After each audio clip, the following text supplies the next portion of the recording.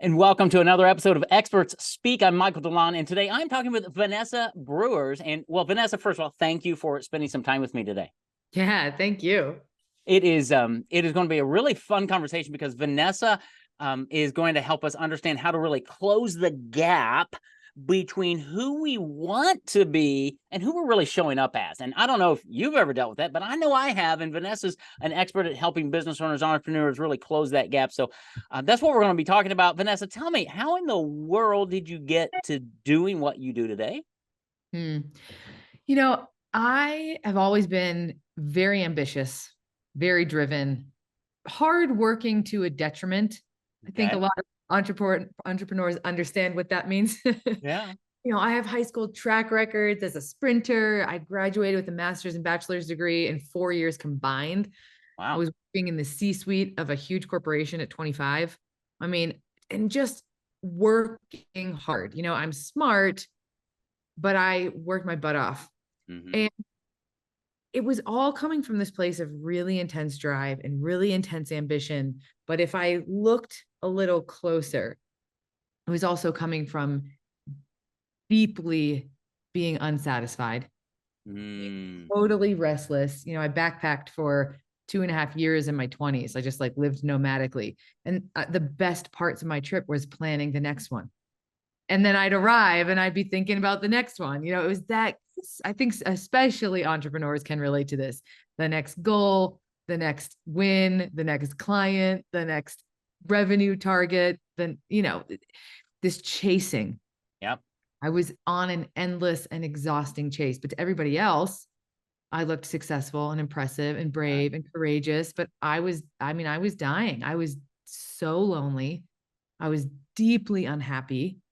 And I kept thinking that the next thing would be the thing that changed it, which was great. It drove me to, building a 6-figure coaching practice in just a couple of years, and then multiple 6-figure coaching practice. And I'm a good person. I'm an inspiring person. I wanted to help people. And so I got into the coaching profession out of kind of curiosity. A Mm-hmm. corporate was sort of feeling like at some point I was going to get fired because I didn't really like it. I was pulling it off for now, but I was curious about coaching. And I started as a health coach, and I went into health coaching, and it just by really luck, divine intervention, maybe, I ended up in a health coaching institute called the Health Coaching Institute. And it was about understanding why people eat poorly for non-food reasons. So what's going on in their life that has them choosing sugar over vegetables, whatever. It's a very Right. lame example, but you know what I mean? And so that was really helpful for me because it was the first time in my life I even considered, oh, wait, there's reasons I'm doing things that I don't know about. Wow, that's fascinating. And yeah, there's this whole world inside my head that I could participate in. Whoa, Yeah. it was mind blowing. So it took me down the path of limiting belief work and mindset. And, I'd started me on the path of healing. And Yeah. then what happened is something I called my ego hijacked this really awesome technology and started using it for its own benefit. So even though then it looked like I'm building this coaching practice, I'm helping people and I'm healing and I was doing all of those things, I still didn't feel like me. Yeah. I still felt like there was a gap between who I wanted to be and who I was showing up as. Mm-hmm.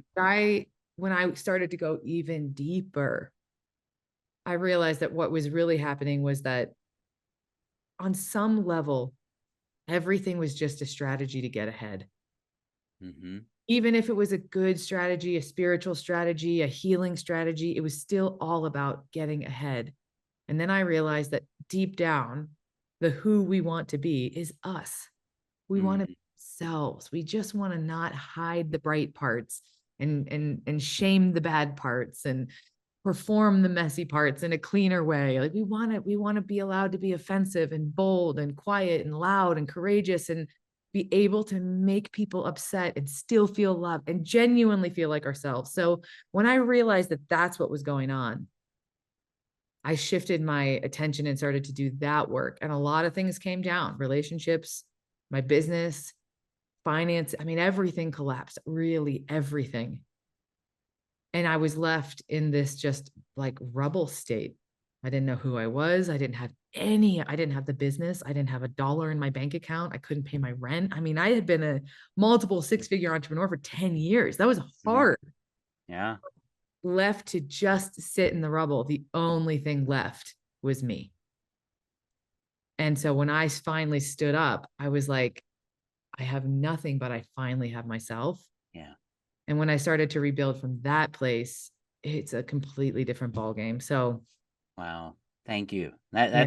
Thank you for sharing that, because that's vulnerable, it's transparent, it's real, it's raw, and it resonates not only with me, but I think with my audience, because so many times we put on this facade when we hit the office door, and it's not the true us. Mhm. Right. And I broke through that door a few years ago. You don't know this, but I would not do video for a long time, because I thought that when I did video, I had to have the right studio and the right mic, and I had to look the right way for my audience and all. And it kept me from showing up authentically. Right. And so I Yeah. didn't do it. And I don't know what happened. The light bulb finally came on. And I just finally went, Vanessa, I don't care if this is how I'm going to show up. This is Michael. And if you like Michael, then come on, let's talk. And if you don't, please go away, because it's not going to be good for either of us. Oh, That yeah. changed everything for me. And I think there are a lot of people listening, Vanessa, that they haven't hit that part yet. Help us figure out what is going on in the head with with barriers, or I'm thinking like elevator doors, right? We get in the elevator and we look at the buttons and we push floor 5, and we get there for a while and we're like, yeah, that's not it. 6, 7. We're looking for something. How do you help entrepreneurs just start to really figure this thing out to close that gap? Oh, first of all, I love that you hit the point because you're so magnetic, Oh, thank you. instantly. And that self-acceptance, that decision to be yourself is the magnetism. It's what is so 100%. appealing to humans because essentially when we hit floor 5 and we don't know what we're looking for, the doors open and there's nothing there. Or there's what we thought we'd find, another promotion, higher salary, a bigger client, a recognition of some kind. But we're like, yeah, I thought that was it, but that's not it. So boom, floor 6, same thing. Yeah. What I would invite everybody who's listening to, if you're not driving, close your eyes for a second and Hmm. imagine that when you get to floor 8, the door is open and your inner child is waiting on floor 8. Hmm.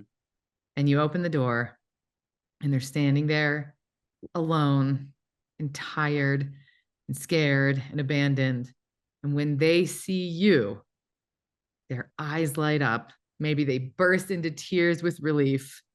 They come to life like the bright child, excitement, playful, creative, free that they were. And you walk out and you grab that kid and you put him in the elevator with you and you go back down and you go get some ice cream. Yeah. Honestly, from a psycho spiritual perspective, that's what we're looking for. Because what happens if you have a child or a child, you were a child, there you come into this world open, yourself. You don't even think that there's any other option than being yourself. That literally is not a psychological possibility until you hit like the age of 4, Yeah. 5.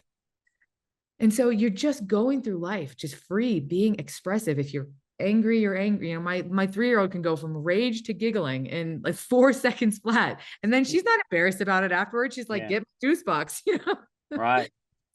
And then at some point, we start to perceive, hey, mom doesn't like it when I do this. Mm. I feel afraid when I do this and my dad reacts and he lashes out at me. Or I go to school and I'm getting left out by my friends. And it's not conscious, but a Mm. part of us starts to go, this part is welcome. This part gets me in trouble. This part makes me feel shame. This part makes me rejected. And without even realizing that we're doing it, we start to adapt. Yeah. She's 4. I should she's 3, but she's 4. Her name's Pepper. She's at this point where her whole world, she's the only grandchild in a family of, 5 sisters. Yeah. And so she's always been the center of attention. And I'm starting to notice that when she's in a group of people now, she doesn't know how to fit in because she's only ever gotten attention. She's always been, Right. we had a party at her house with her friends. And in the middle of the party, she went upstairs to her room and came down in a full ball gown. Mm-hmm. And she had to do this grand entrance because she doesn't know right now I can Right. just be here and be me. And it's these micro moments, right? It's not always these huge traumatic events. Right. So over time, we learn I can't just be me. Mm-hmm. And then because we live in the culture that we live in, our culture says, I know you don't feel good enough, but listen, if you make a little more money, if you carry this water bottle, you drive this Mm-hmm. car, if you get the promotion, it satisfies for a moment. For a moment, it satisfies the deep rejection and loneliness that we feel. And then it doesn't because it's not the real sauce. Yeah.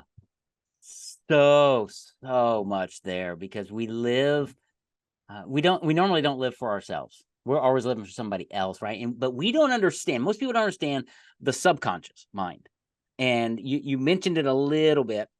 And I fought the subconscious for a long time. Okay. You got to know that because it was so Eastern religion stuff and you had to cross your legs in a weird fight and sit there and go, and it's like, I'm not doing any of that because that's wacky because I'm a follower of Christ. And then, wow.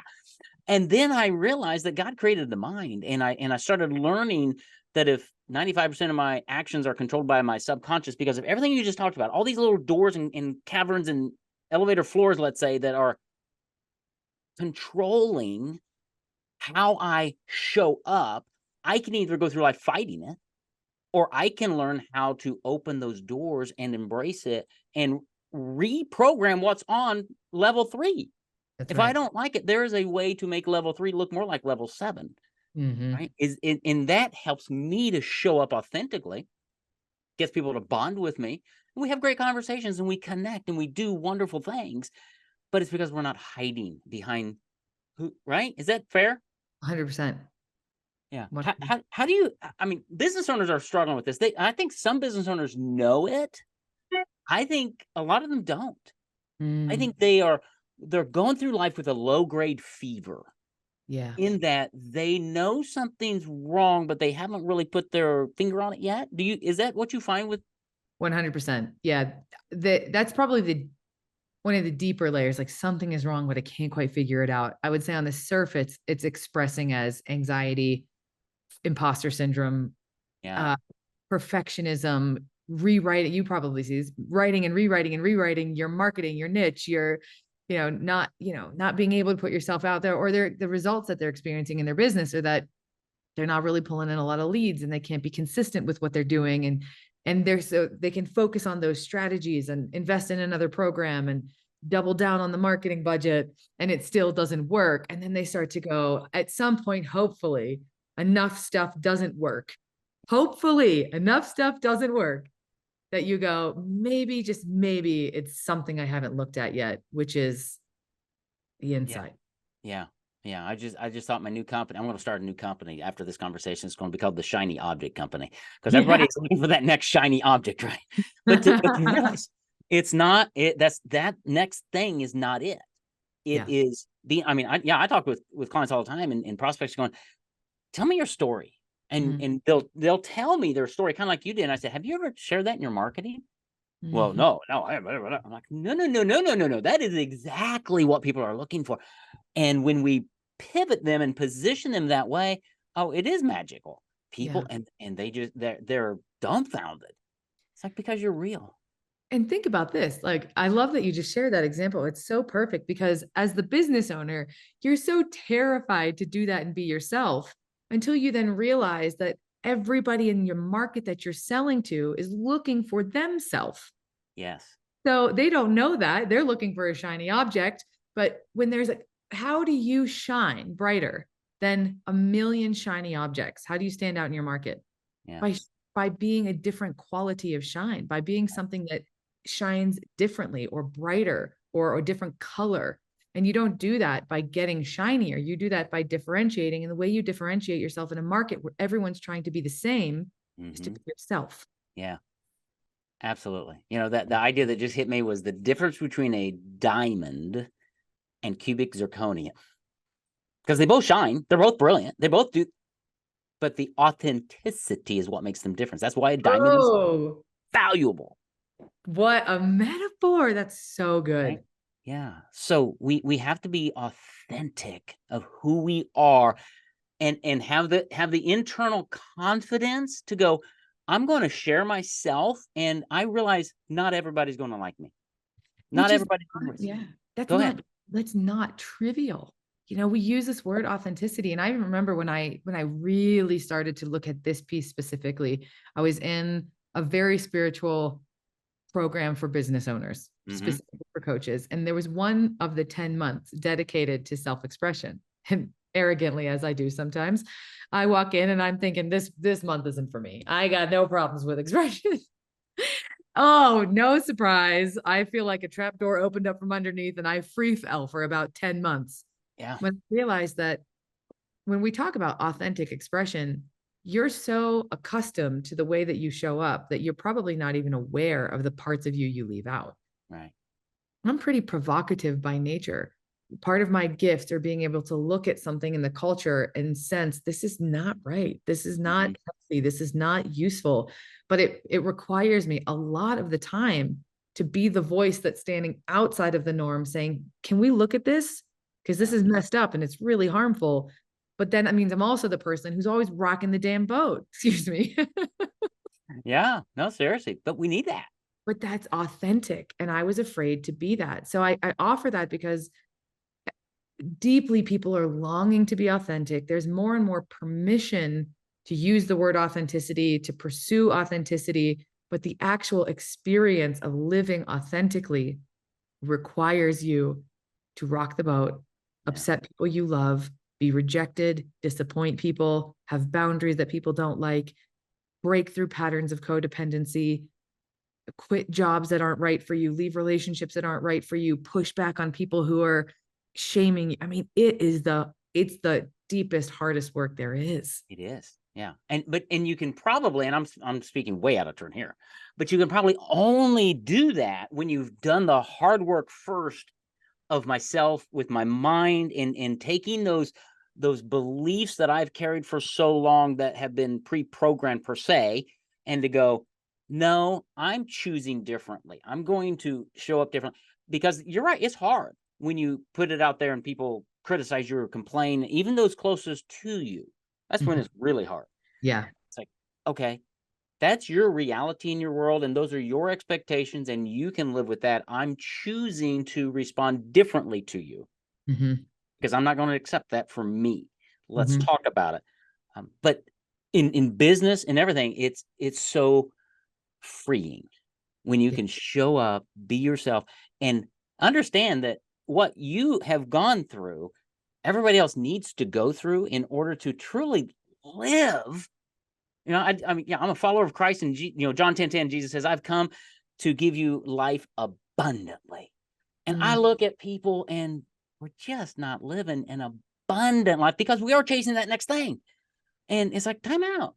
Let's be so here's one of my phrases. I want to be content, but not complacent. Okay. Yeah, I want more, but I'm totally cool with where I am right now. I am blessed beyond measure. There's more. I can help more people, but that's okay.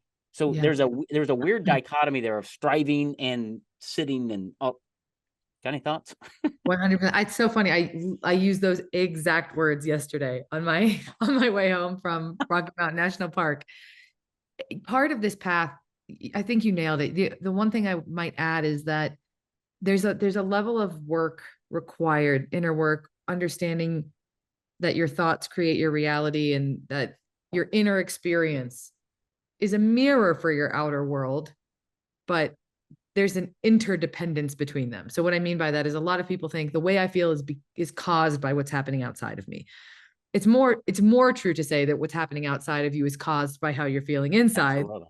Yeah. And that's not 100% true either. You know, there's an inner world and an outer world, and they have an interplay between them. Right. And so there's that level of inner work that's required. And when you begin to do the deep work of truly, truly, truly being yourself, it's a constant back and forth between the ripple effect in your outer world, and then the more that freaks out your inner self, and then meeting that inner self again in a way that doesn't collapse because the outer world pushed back. Yeah. And it's this back and forth. We we're on the planet to experience ourselves Right. in the material form. Right. Well, and one of the challenges I think that business owners specifically, but people in general face in doing this is, if we start to change something, or we press out into the world and we get negative feedback, right? It's just feedback, by the way. How we interpret it, so many times we stop. Oh, well, that's not, and that's why somebody like you, having a coach that they can reach out to who can guide them down a pathway, go, yeah, no, that's okay. Here's how we're going to pivot the next time. Here's right. And Yes. helping them guide and direct them down a pathway to say, abundant life is down this pathway. It's going to be rocky. You're going to trip, you're going to fall, you're going to stumble, you're going to hit the wrong button once in a while. That's okay. It's part of the process. The goal is out there. Let's go. And you breathe life into people during the process of them finding life. Is that? 100%. And I actually have a really, really practical tool. Would that be? I would love practical tools. Yeah. Okay. So this is something that I call the victim versus sovereign choice. Okay. So I'm a little wary of using the word, maybe both weary and wary of using the word victim, because there's a lot of victim shaming in our culture. But essentially the victim choice is choosing something that keeps you a victim to your circumstances, right? Like staying in place. The sovereign choice is making a choice. The word sovereign, we don't use a lot in our culture because we don't have a lot of sovereignty in our culture. Right. Sovereignty is basically living as a true adult. Like a king or a queen. They don't answer to anybody, off with their heads. That's kind of queen energy. If you don't agree. Just kidding.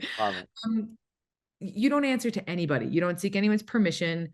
You don't blame anybody. You take total, complete responsibility for yourself, and you 100% have your own back. Yep. Right. So those are the differences. Now, when we think about the life we want to create, most people, especially entrepreneurs, are very aware that it comes down to the choices that we make. I can make a choice that's in alignment with what I want. I can make a choice that leaves me where I am. But most people don't realize that you pay a price either way. You're not actually choosing between the action. You're actually choosing which consequence you want. Positive and negative consequences to both choices. And that's important to understand too. But what I teach when I teach this is you pay a price either way. And for this exercise, we're going to focus on the negative. You pay a negative price either way, because you're actually not, your brain at the deepest level is not choosing between the positive consequence. It's not, you think it is. That's what we weigh out. All right. If I decide to stay in bed and not get up and exercise because I know that makes me grounded and powerful in my day, I could sleep in. I'll work out later. If I do get up, I know I'm going to feel really good. That's where the mind goes, but that's not how the mind chooses. The mind chooses between the negative consequences. So what's happening in that same scenario is the brain is going, oh, I really want to sleep in. I know it would be good for me if I got up. But the brain's going, yeah, but the negative consequence of getting up is heavier than the positive consequence of feeling good. Right. This is how we're mistakenly making choices. What we need to do is go, what is the negative consequence of getting up? The negative consequence of getting up is I'm going to feel tired. I don't feel like turning my alarm off. It's kind of cold outside. It's super snuggly in my bed. I don't feel like waking up. I'm tired because I stayed up too late watching Suits. I'm not speaking from personal example. There you go. But then we have to go, but what's the negative consequence of staying in bed? Right. I'm going to wake up in an hour.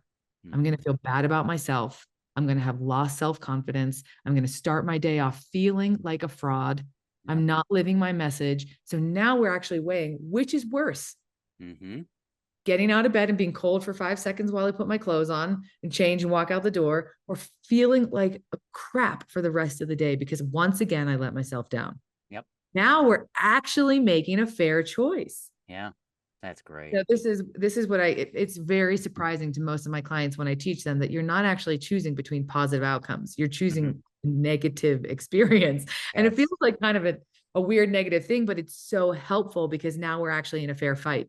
Absolutely. No, I love that one example because that's the tip of the iceberg to everything else that you're going to experience when you work with Vanessa. Because that, I mean, it's that framework of realizing this isn't some Eastern weird wacky thing. It's how the brain functions. And if you don't understand it, you need to put yourself in lock arms with somebody who does, somebody who's been there, somebody who's walked the path, and who's just passionate about helping other people find the right floor, per se, back to the elevator thing, right? Finding the floor, letting the doors open and saying, this is the authentic you, and being okay with you maybe you don't need to be the corporate CEO. Maybe being a division leader in your company is where you thrive, but the world is telling you, no, you get go, go, go. No, no. One of my mentors, I love him. And he was in corporate America for years, growing, and they said, hey, we want to move you across the country because we've got a division that needs you and we want to do this. And he looked at his life and his wife and everything. He's like, nope, I'm gonna stay right here because I got a family and a church, and this is more important to me. And they're like, we'll give you more money. Nope. And he made a principled decision to stay. And I went, kudos to you. How do we do more of that? So if you need help, if you're, how about everybody listening needs help? we all need it. We all need a Vanessa in our life. But how do people find you? How do they work with you? How do they take the next step to find out, okay, I need to understand this a little bit more. I need to take that next step. Where do they go? Okay, so there's two options. So if they are now, are they both negative or some pot? Yeah, trust me, there's victim and sovereign prices for both. But see, we make it fun, right? That's part of me. I do really deep work, but I can tell you how many times I'm in sessions with clients and we're in tears laughing about how crazy humans. Yeah. If I don't laugh, I'll cry. So we'll choose the laughter option. So if you're an entrepreneur and you're really wanting to learn how to make more sales, live more authentically, I have an offering called Sacred Sales. It's specifically designed for entrepreneurs to learn to show up, market, and sell in their business in a way that's authentic and brings them closer to God and also gets them better results. Love it. That's so they can go either way. They can go to my website. And the second is if you work in an organization and you want to bring this kind of work into your role as developing as a leader or developing your team, reach out to me directly and we'll talk about that's a different offering. So either way, you can go to my website, vanessabrewerscoaching.com. I also have, this is easier to remember. It's called thepowergift.com. And that's one of my favorite free trainings that I ever created. Power is an acronym that teaches you how to take the power back, show up as yourself, create in a way that feels magical and effortless. And it's just under an hour. So if you go there, you can sign up and then you get on my email list and you never get rid of it. I love that. I love that. I love that. Thepowergift.com. And we're going to have both those yours in the show notes because you need to put yourself around Vanessa. And I love the Power Gift because not everybody's ready to jump out and have the call with you today, but it's intriguing. And they're like, okay, I need to find some more. Thepowergift.com is a great place to go. Start there, get on her email list, learn from her, and realize that you're not alone. You're not the only person dealing with these struggles, these frustrations, hitting the wrong floor all the time and hitting those doors that aren't opening for you. Vanessa can help you break that door open and find your true authentic self so that you can show up like you really want to show up. Vanessa, thank you. Thank you for being my guest today.